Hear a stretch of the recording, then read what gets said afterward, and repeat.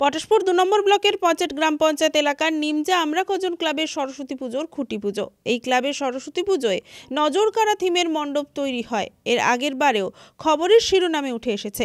এই বছর এই পুজো 12তম বর্ষে পড়ল। এবছরের এই পুজো মণ্ডপের থিম মহারানীর আগমন।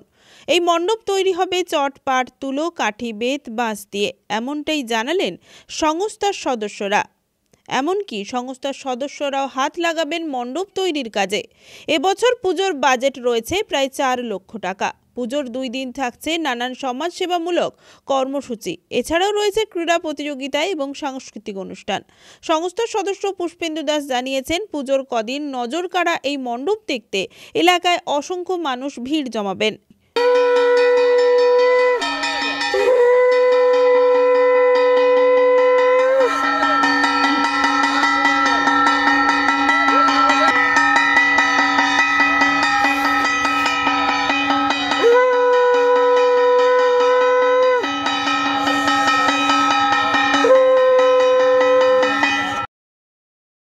ব্যুরো রিপোর্ট, খবর BCBS।